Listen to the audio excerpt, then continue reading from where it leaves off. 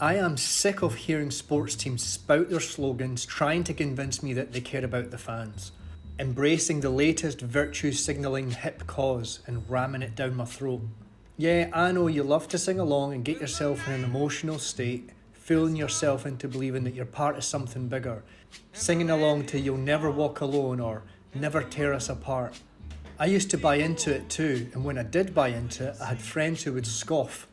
Oh, malcontent, it's all bred in circuses, you know. Yeah, I do know that, but it was my circus.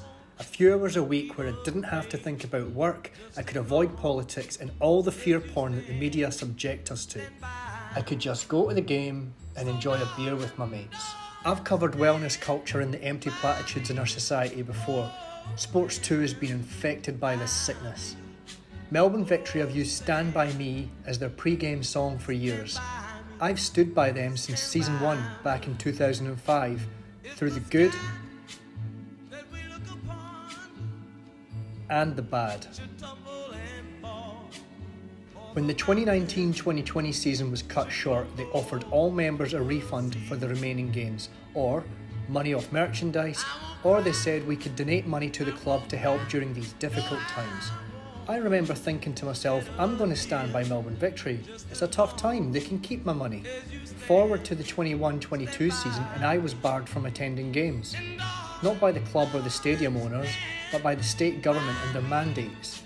Only a few months before this, it was somehow safe for me to be in that stadium alongside friends who were vaccinated. Now I get that the club and stadium had to enforce these daft rules, but whenever I spoke to the club about it, all I got was the same pathetic politician's response. I don't feel like Victory stand by me.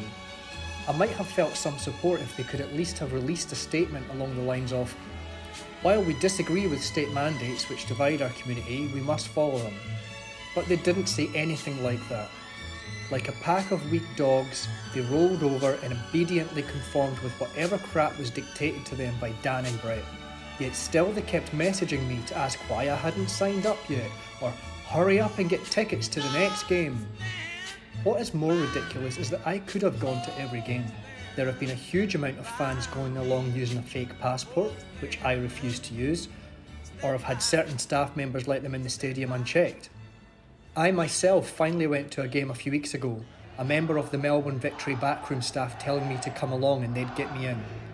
It was nice to see them play again, but I couldn't shake the feeling that the club had let me down after I had supported them for so long.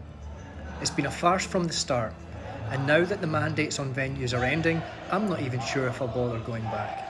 I stood by Melbourne Victory, but they could not stand by me.